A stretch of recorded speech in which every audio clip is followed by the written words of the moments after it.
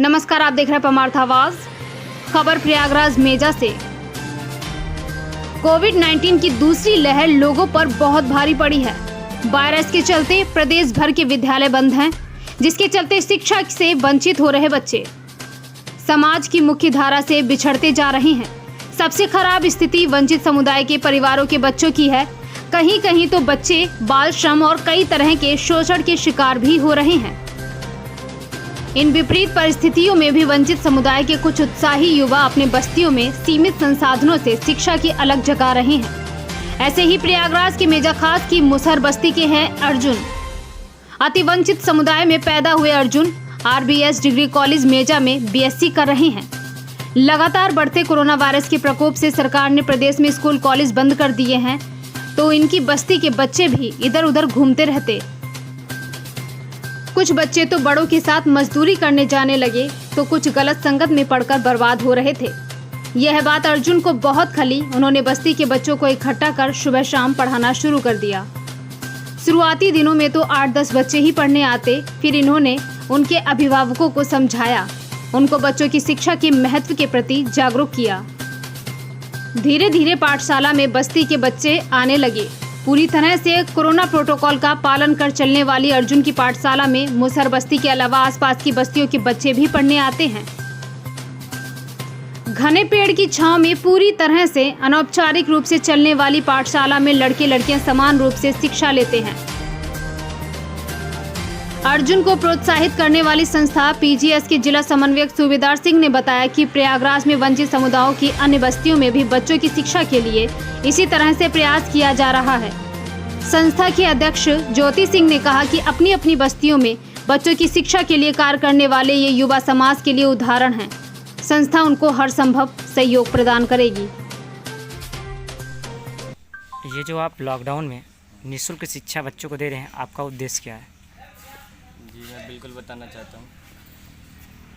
मैंने अपनी पढ़ाई बाहर से कंप्लीट की।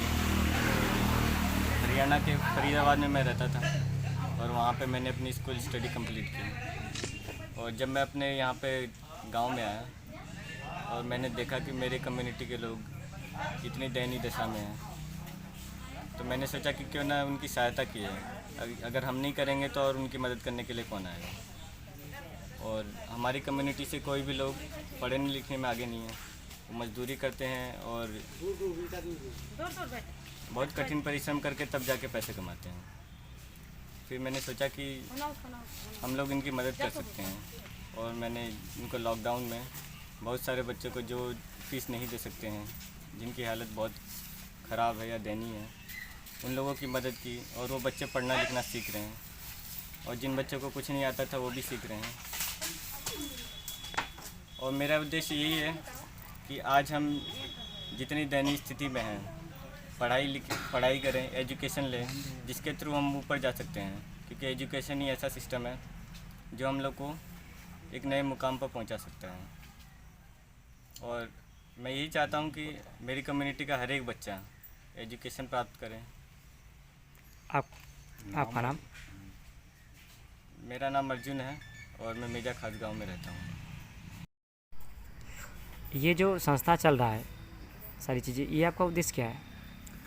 देखिए, मेरा उद्देश्य क्या, मेरे इससे बहुत सारे लोग इस जुड़े हैं PGS में।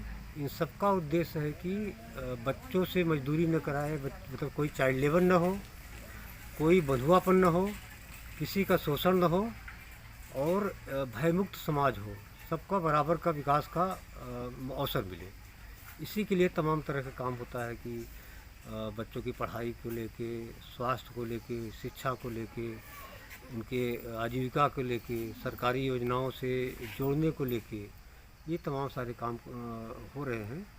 और जिसके लिए हमारा अलग अलग ब्लॉकों में अलग अलग ब्लॉक कोऑर्डिनेटर हैं, फिर उनके साथ में कमेटी ऑर्गेनाइज़र हैं, फिर जिस कमेटी में काम कर रहे हैं उस कमेटी के ओपिनियन लीडर हैं।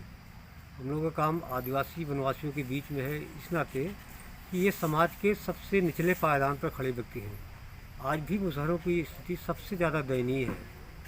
हम इनको आगे बढ़ाने के लिए, इनको इनका हक दिलाने के लिए और सरकार की योजनाओं से जोड़कर इनका किस तरह विकास हो, उसके लिए काम कर रहे हैं। तो कौन सी संस्था चल रही है, क्या नाम है उस संस्था का?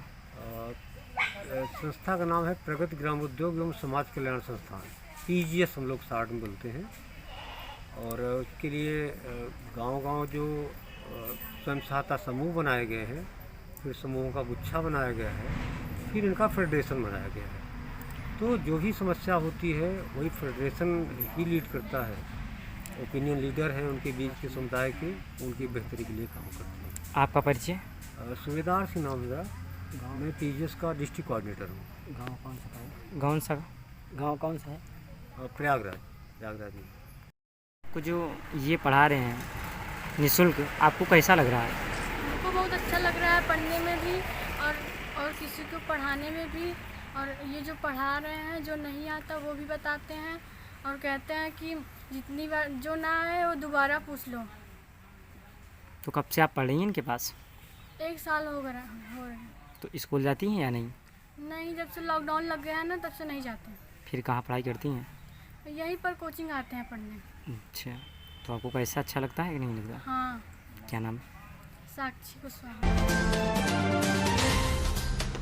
प्रयागराज ब्यूरो प्रमुख अखिलेश कुमार यादव के साथ गोपाल जी की रिपोर्ट।